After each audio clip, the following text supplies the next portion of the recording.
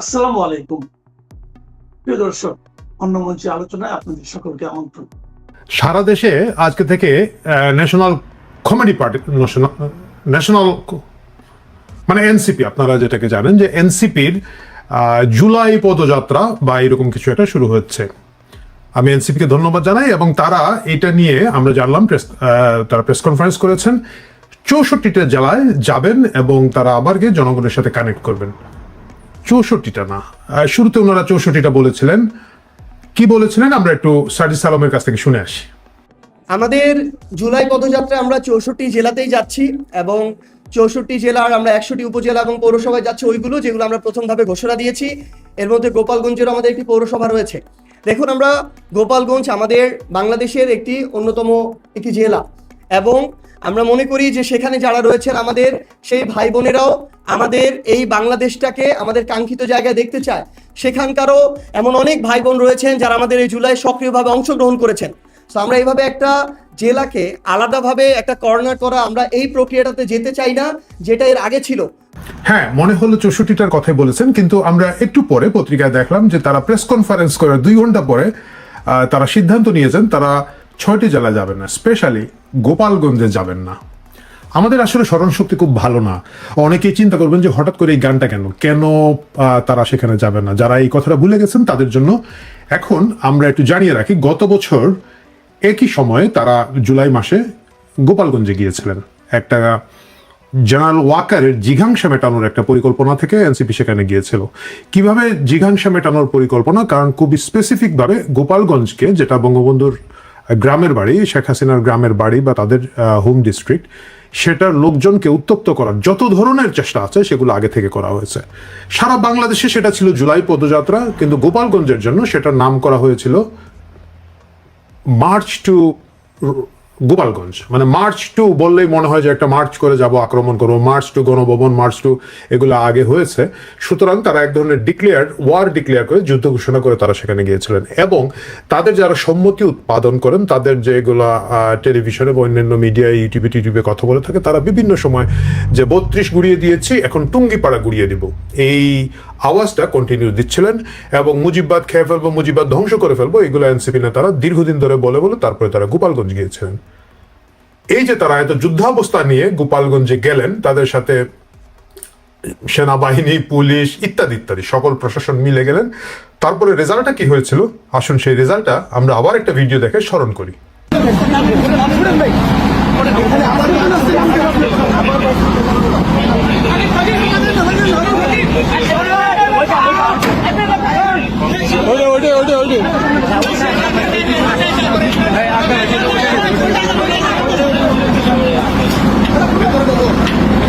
কেউ আছে যারা আপাতত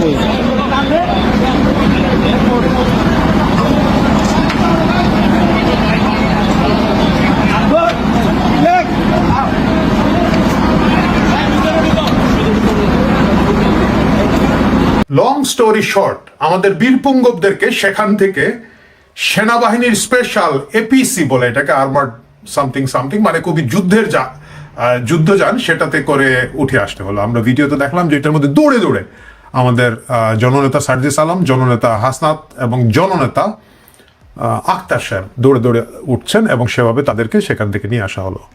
আমরা অনেকে হয়তো এটা দেখে আনন্দ পাবো, তৃপ্তি পাবো যে হ্যাঁ ঠিক আছে, গোপালগঞ্জে গিয়েছিল, মাস্তানি করতে গিয়েছিল, খুব ভালো হয়েছে, শিক্ষা হয়েছে। আসলে কি তাই? আমাদের এই কথাটা ভুলে গেলে চলবে না। এই ঘটনার প্রেক্ষিতে আমাদের জেনারেল ওয়াকার 5 দিন এই জেলাটাকে ব্লক করে রেখে নিপীড়ন চালিয়েছে, নির্যাতন চালিয়েছে। আমাদের ভুলে গেলে চলবে না, সেই সময় 5 জন মানুষ গোপালগঞ্জকে রক্ষা করার জন্য, টুঙ্গিপাড়াকে রক্ষা করার জন্য সেখানে প্রাণ দিয়েছেন। ওয়াকার বাহিনী এবং তার পুলিশ বাহিনী, ইউনুসের পুলিশ বাহিনী, ওয়াকারের সেনাবাহিনী সম্মিলিত আক্রমণের মুখে 5 জন মানুষ সেখানে মারা গিয়েছেন। 3 জন তাৎক্ষণিকভাবে মারা গিয়েছিলেন যতটুকু মনে পড়ছে, 2 জন পরবর্তীতে হাসপাতালে চিকিৎসাধীন অবস্থা মারা গেছেন। কতজন যে আহত হয়েছেন, কতজন যে নিপীড়িত হয়েছেন, কতজন গ্রেফতার হয়েছেন, সেই কথাটা আমাদের আর মনে নাই।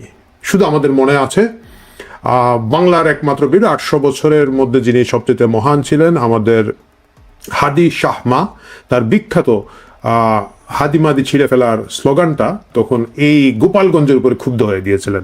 তারা যখন ভেবেছিলেন যে সারা বাংলাদেশ তাদের দখলে, তাদের যা ইচ্ছা তাই করতে পারবেন, গোপালগঞ্জের মতো একটা ছোট্ট জেলার সেখানকার কৃষক শ্রমিক জনতা, কিশোর যারা মারা গেছে, 18-19-20 বছরের কিশোর মারা গিয়েছিলেন, একজন রিক্সাওয়ালা, সেই কৃষক শ্রমিক জনতা, সাধারণ মানুষ, তাদের এই মাস্তানিকে, ওয়াকার ইউনুস এবং তাদের এই ল্যাংবোর্ডদের মাস্তানিকে সেখানে চ্যালেঞ্জ করেছিল। এবং সেই বিক্ষোভের কারণেই হাদি মাদি ছিঁড়ে ফেলার জন্য গোপালগঞ্জের তারা খুব চিৎকার চেঁচামেচি করছিলেন এবং জেনারেল ওয়াকার সেখানে নির্মম নিপীড়ন চালিয়েছেন। বছর ঘুরে এবারও তারা একই নাটক করতে সেখানে যেতে চাচ্ছিল এবং সেই নাটকটা করতে গিয়ে আমার মনে হয় সার্জিস আলম আলাদাভাবে গোপালগঞ্জের কথা বলেছেন। আমি জানি না কোনো সাংবাদিক হয়তো জিজ্ঞেস করতে পারেন বা নিজে থেকেই গোপালগঞ্জের কথা বলেছেন। বলার 2 ঘন্টা পরে, আমার ধারণা বলার সময় খেয়াল হয় না, বলার পরে ওয়াকারকে বলেছেন যে আপনার ওই কি এপিসি গুলা রেডি করেন, ট্যাঙ্ক ম্যাঙ্ক দেন, আমরা তো গোপালগঞ্জে যাব। বেচারা ওয়াকার হোস্টেস করে এসেছেন, এখন হয়তো ভাবছেন যে এনাফ হয়েছে, আজকে ভাই আর মারতে পারবো না। অথবা আমি জানি না, সরকারে যারা আছেন, বিএনপির কোনো দায়িত্বশীল ব্যক্তি হতে বলতে পারেন যে এইসব ফাজলামো আর করা যাবে না। অথবা তাদের মনে হয়েছে এইবার যদি এপিসি না থাকে, গতবার এপিসি ছিল, এইবার এপিসি সহই যদি কোনো একটা বিপদ হয়ে যায় তাহলে কি হবে? এত কষ্ট করে, এত মানে সবাই তো আর সার্জিস আলমের মতো জমিদারের নাতি না, বাকিরা তো একটু ডাইনে বায়ে করে কিছু আয় রোজগার করেছেন।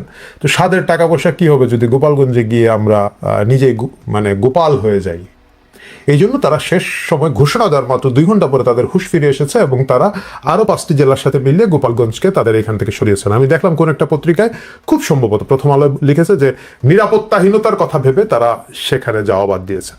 আমি মনে করি এনসিপির নেতারা একটা দায়িত্বশীল কাজ করেছেন। তারা নিজের নিরাপত্তা, নিজে বাঁচলে বাপের নাম, তারপরে মানে নিজে বাঁচলে ওয়াকারের নাম না, নিজে বাঁচলে নিজের বাপের নাম, ওয়াকারের নাম আপনাদের মনে না রাখলেও চলবে। সেই ক্ষেত্রে তারা এটা বুদ্ধিমানের মতো কাজ করেছেন এবং তারা এই যে উস্কানিটা দিতে যাচ্ছিলেন এবং সেই উস্কানিটা যে বা যারাই এটাকে ইন্টারফেয়ার করে থাকুন, সরকার করে থাকুক, নিজেদের দলের কেউ করে থাকুক, শুভবুদ্ধির উদয় হোক, অথবা সেনাবাহিনীর পক্ষ থেকে করা হোক, তারা একটা দায়িত্বশীল কাজ করেছেন। কিন্তু এখন পর্যন্ত আমরা দেখতে পাই টেলিভিশনের টক শোতে প্রকাশ্যে এবং মানে অন্যান্য সোশ্যাল মিডিয়া ইনক্লুডিং ইউটিউবে অনেক উগ্র ডানপন্থী জামাতপন্থীরা বলেন যে আমরা পরবর্তীতে টুঙ্গিপাড়া ভেঙে পড়বো। আমি কয়েকদিন আগেও দেখেছি ওই যে টিকটিকি ব্যারিস্টার একটা আছে কে যেন, ও আবার গিয়ে টুঙ্গিপাড়ায় হামলা করব। টুঙ্গিপাড়ায় হামলা করার মতো ক্ষমতা শক্তি তাদের হয়তো আর নেই। সেটা যে নেই এটার কারণ হচ্ছে গত বছর গোপালগঞ্জের মানুষ সাহসের সাথে, দৃঢ়তার সাথে এটা প্রতিরোধ করেছে। গোপালগঞ্জ ছিল একটা বিশাল প্রতিরোধ। গোপালগঞ্জে এক ধরনের নীরব গণহত্যা চলিয়েছে, কিন্তু তারপরেও গোপালগঞ্জ রুখে দাঁড়িয়েছে এবং সেটা যে 1 বছর পরে এনসিপির মনে আছে সেটা তাদের জন্য ভালো। এবং ভবিষ্যতে আরও কেউ যদি টুঙ্গিপাড়া গুড়াতে যান তারা যেন এই পরিণতির কথাটা মনে রেখে যান যে সবসময় এপিসি বা হেলিকপ্টার দিয়ে তাদেরকে হয়তো উদ্ধার করা যাবে না। আমি এনসিপি নেতাদের সারা দেশব্যাপী জুলাই পদযাত্রার শুভকামনা করি এবং আমি আশা করি তারা দায়িত্বশীল বক্তব্য দিবেন। বিভিন্ন জায়গায় গিয়ে যে তারা যন্ত্রণা তৈরি করেন, পাবলিক নিউসেন্স তৈরি করেন, এগুলো থেকে 1 বছর বয়সটা ওনাদের বেড়েছে, একটু হয়তো দায়িত্বশীল আচরণ করবেন বলে আমি আশা করছি। যেমন ধরেন কোনো কাজ নাই, কর্ম নাই, কি হলো গিয়ে কক্সবাজারে গিয়ে, মানে এখনকার যে স্বরাষ্ট্রমন্ত্রী আছেন তার এলাকায় গিয়ে তার নামে আজে বাজে গালাগালি হাবিজাবি করেছেন। তো তারপরে কি হলো, সালাউদ্দিন সাহেবকে কিন্তু তার লোকজনকে দিয়ে ব্যারিকেড দিয়ে এই যন্ত্রণাকে কক্সবাজার পার করে দিতে হলো। আমরা ঢাকায় দেখলাম মির্জা আব্বাসের মতো একজন লোক, যাকে আমি অন্তত পক্ষে আমরা আমাদের ছোটবেলা কিশোরবেলা দেখেছি, তারা এরশাদ বিরোধী আন্দোলনে তখন অনেক ইয়াং ওনারা ছিলেন, ঢাকার মেয়র ছিলেন, পরবর্তীতে তার এলাকায় তিনি একজন সম্মানিত ব্যক্তি, দীর্ঘদিন ধরে তাকে নিয়ে ক্রমাগত উত্তক্ত করা, ট্রল করা। আমি বলছি না যে রাজনীতিতে আপনি প্রতিপক্ষের বিরুদ্ধে কিছু বলবেন না, প্রতিপক্ষের বিরুদ্ধে বলবেন, নির্বাচন করবেন, কিন্তু তা ছিল না। একেবারে ওই যে ছাগল চোর একটা আছে, আসিফ নজরুলের ছাগল চুরি করে নাসিরুদ্দিন পাটোয়ারি ক্রমাগত প্রতিটি কথা এই লোকটাকে ট্রোল করতে করতে এই বয়োবৃদ্ধ লোকটাকে একেবারে মানসিকভাবে অসুস্থ করে ফেলেছে এবং উনি দীর্ঘদিন ধরে এখন বাইরে চিকিৎসা নিচ্ছেন, শুনলাম ভালো আছেন। কিন্তু এই যে মানুষকে উত্তক্ত করা, মানুষকে যন্ত্রণা করা, মানে রাজনীতি করা এক কথার, পাবলিক নিউসেন্স তৈরি করার যে একটা টেন্ডেন্সি এই ন্যাশনাল সিটিজেন পার্টি বলতে না, যাই হোক ওই ন্যাশনাল কমেডি পার্টি বলে না যাই বলুন, তাদের যে আছে, এইটা যেন তারা এইবারও না করেন। কারণ দেশটা এক ধরনের শান্তি এবং স্থিতিশীলতার ভিতর দিয়ে যাওয়ার একটা পরিকল্পনা আছে। লোকজন টায়ার্ড, এক্সস্টেড, অর্থনীতির অবস্থা খুব চ্যালেঞ্জে, লোকজন চাচ্ছে এই সময় এই ধরনের উস্কানি তারা যাতে আর না দেন তাদের এই পদযাত্রা এই গোটা জুলাই মাস ধরে, সেটাই তাদের কাছ থেকে আশা করবো। এবং এই দায়িত্বশীলতা যদি তারা পালন করতে ব্যর্থ হন। কক্সবাজারে সালাউদ্দিন সাহেব তাদেরকে উদ্ধার করে দিতে পারেন, গোপালগঞ্জে ওয়াকার তাদেরকে উদ্ধার করে দিতে পারেন, কিন্তু তাদেরকে মনে রাখতে হবে তাদের বড় দাদা ডক্টর ইউনূস এবং তার সরকার এখন সরকারে নাই। হয়তো বিএনপি গোটা বাংলাদেশের সেই পরিমাণ নিরাপত্তা তাদেরকে দিতে পারবে কিনা আমার সন্দেহ, এবং সাধারণ মানুষের সাহস অনেক বেড়ে গেছে। বিভিন্ন জায়গায় গিয়ে তারা যদি এখন ধরেন ক্ষমতাসীন বিএনপি আছে, ভাই তাদের তো পাওয়ার এখন অনেক বেশি। আপনি যদি সালাউদ্দিন সাহেবের মতো অন্য জায়গায় গিয়ে আরেকটা মন্ত্রীর নামে কিছু বলেন, আপনারা যে এপিসি চড়ে ফেরত আসতে পারবেন বা পাহারা দিয়ে ফেরত আসতে পারবেন, হেলিকপ্টার দিয়ে ফেরত আসতে পারবেন, এই নিশ্চয়তা কিন্তু নাই। সুতরাং দায়িত্বশীল আচরণ করুন, দেশকে শান্তি রাখুন, এটা আশা করি। এবং গোপালগঞ্জ মাথা থেকে ঝেড়ে ফেলুন, কারণ এটা আপনাদের নিরাপত্তার জন্য ভালো, এবং ভবিষ্যতে আরও অনেকগুলো গোপালগঞ্জ যা হবে সেগুলো এড়িয়ে চলাটা আপনাদের বুদ্ধিমানের কাজ। প্রিয় দর্শক, আজকে শেষ করার আগে আমি শ্রদ্ধাভরে স্মরণ করছি গোপালগঞ্জের সেই 5 শহীদকে, যারা তাদের প্রাণের বিনিময়ে তাদের জেলার সম্মান রক্ষা করেছিলেন। যে জেলায় বহিরাগতরা গিয়েছিলেন আক্রমণ করার জন্য, মার্চ টু গোপালগঞ্জ বলে তারা রুখে দাঁড়িয়েছেন, এবং যারা আহত হয়েছেন তাদের প্রতি শ্রদ্ধা। আমি জানি না আওয়ামী লীগের যে নেতারা আছেন তারা এই 5 শহীদ পরিবার এবং অন্যান্য আহতদের খোঁজখবর নিচ্ছেন কিনা। যদি না নিয়ে থাকেন, আমি এই ভিডিওর মাধ্যমে দৃষ্টি আকর্ষণ করছি আপনারা এই কাজটা করুন। সাধারণ মানুষ অকাতরে আপনাদের জন্য প্রাণ দিবে, কিন্তু আপনারা দায়িত্বশীলভাবে যদি সেটাকে মূল্যায়ন না করেন তাহলে সেটা খুবই দুর্ভাগ্যজনক অবস্থা হবে, এবং সেটা আপনাদের জন্য কোনো শুভ ফল বয়ে আনবে না।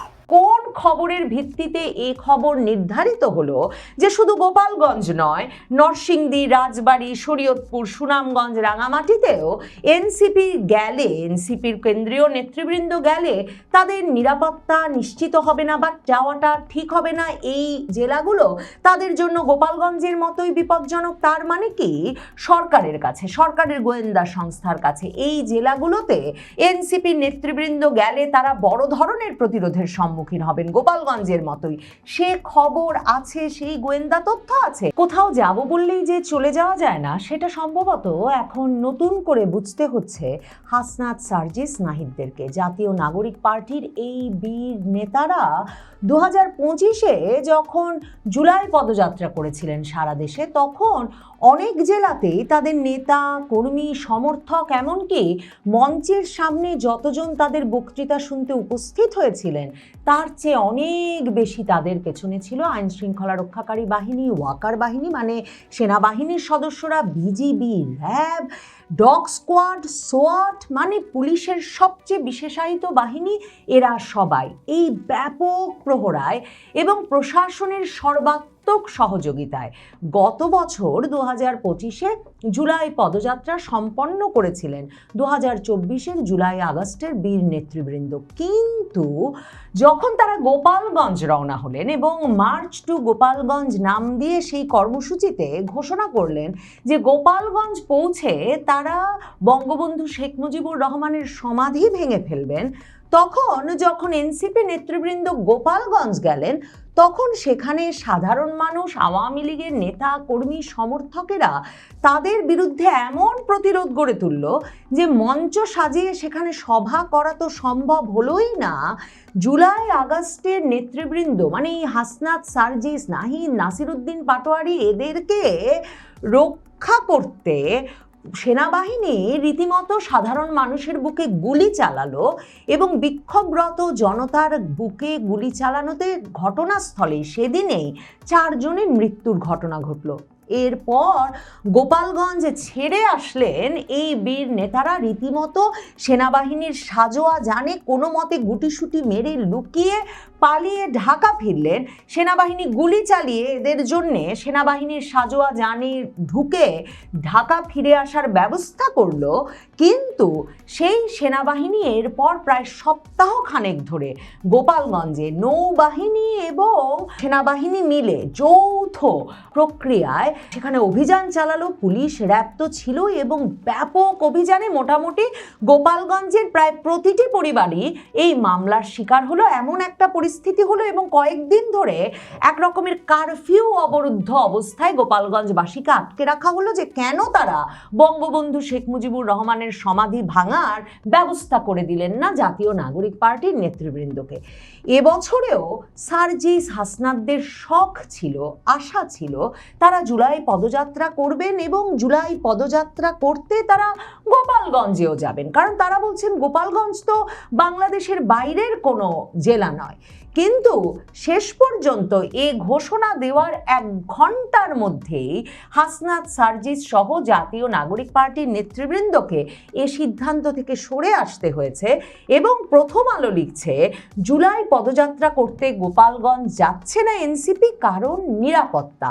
একদিকে তো সেনাবাহিনী পূর্ণোদ্যমে মোতায়েন নাই, মানে যেই ওয়াকারুজ্জামান এক রকমের পিতার ভূমিকা নিয়ে হাসনাত সার্জিসদেরকে ওই দিন ওই ক্ষোভের মুখ থেকে রক্ষা করে সেনা সাজোয়া জানে ভরে নিয়ে এসেছিলেন, কিংবা সেনাবাহিনীকে দিয়ে গুলি করিয়েছিলেন গোপালগঞ্জবাসীর বুকে, সেই ওয়াকারুজ্জামানের বাহিনী এই মুহূর্তে মোতায়েন নাই রাজপথে। তার ওপর বিএনপি সরকার ক্ষমতায়, তার মানে কি ইউনূস সরকারের মতো বিএনপি সরকার এনসিপিকে সর্বাত্মক নিরাপত্তা দিয়ে তাদের রাজনৈতিক কর্মসূচি পালনের ব্যবস্থা করে দিচ্ছে না।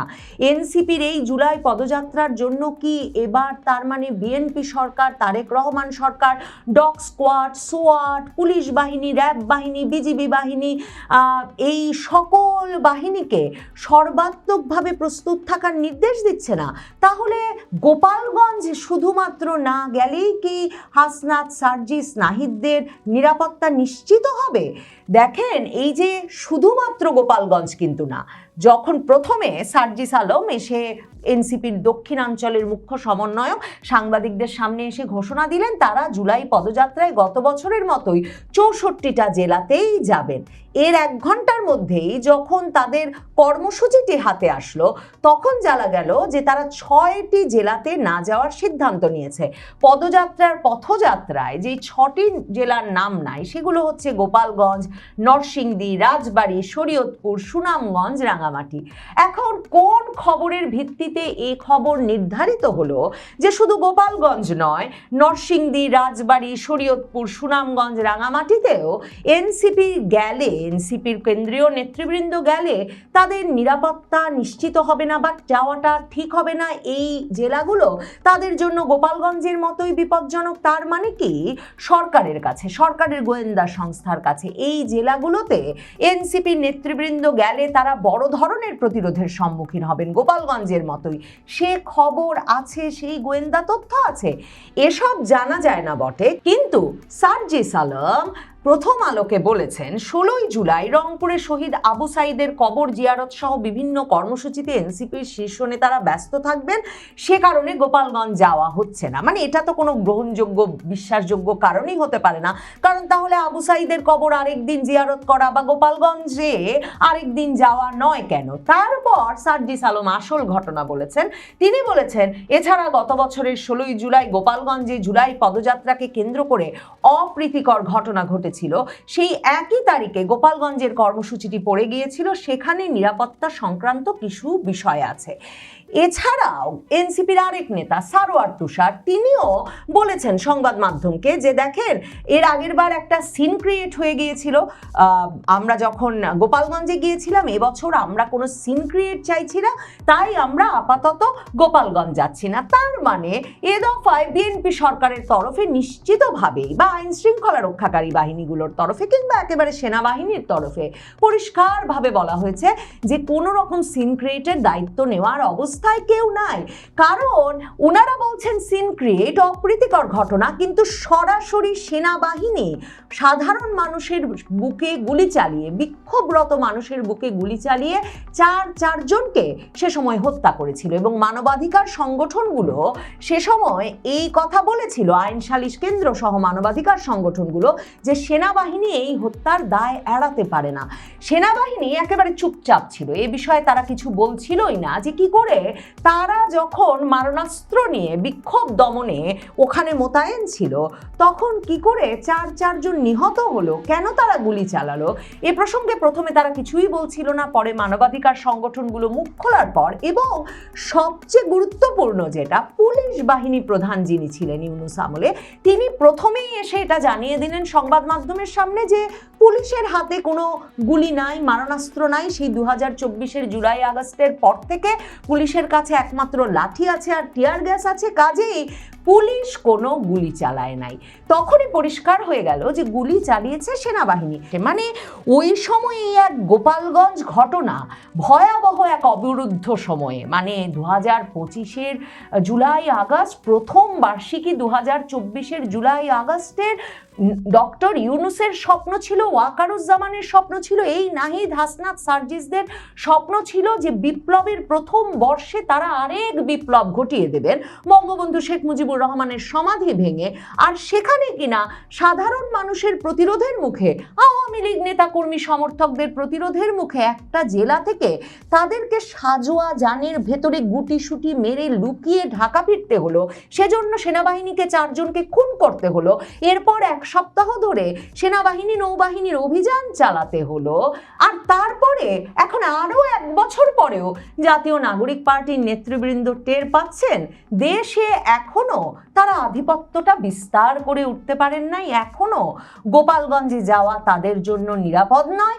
আর গোপালগঞ্জ সহ 6টি জেলাকে তারা অনিরাপদ হিসাবে চিহ্নিত করে আইন শৃঙ্খলা রক্ষাকারী বাহিনী বা গোয়েন্দা সংস্থা, এটা পরিষ্কার নয় কারা তাদেরকে এই তথ্য দিয়েছেন, সেই তথ্যের ভিত্তিতে আপাতত না যাওয়ার সিদ্ধান্ত নিতে হলো। এরপর ভয় এমনভাবে চেপে বসেছিল হাসনাত সার্জিস নাহিদদেরকে যে এরপরে পুলিশের সবচেয়ে বিশেষায়িত বাহিনী সোয়াট বাহিনী, যারা আমেরিকার সরাসরি প্রশিক্ষণে প্রশিক্ষিত, সবচেয়ে সর্বাধুনিক অস্ত্র শস্ত্র প্রযুক্তিতে সজ্জিত, পৃথিবীর ভয়ঙ্করতম জঙ্গিদের নিয়ন্ত্রণের জন্য তারা সর্বাত্মক প্রহরা দিয়েছে এই জাতীয় নাগরিক পার্টির নেতৃবৃন্দকে 2025-এর বাকি পদযাত্রাটুকু শেষ করতে।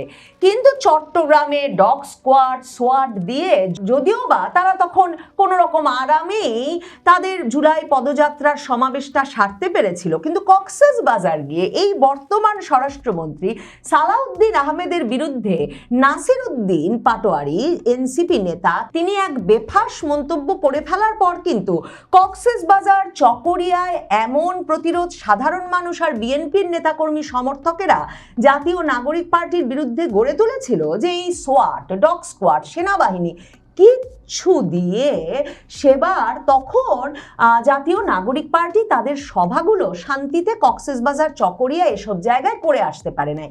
নাসির উদ্দিন পাটোয়ারি তখন সভায় দাঁড়িয়ে কক্সবাজারে এই সালাউদ্দিন আহমেদ সম্পর্কে মন্তব্য করে বসেছিলেন যে শিলং থেকে একজন গডফাদার এসেছেন, যিনি এসে এখন এই পুরো কক্সবাজার এলাকার জমি দখল করে নিচ্ছেন, চাঁদাবাজি করছেন, যেন শামীম ওসমান চলে গিয়েছেন আর শিলং থেকে সালাউদ্দিন চলে এসেছেন।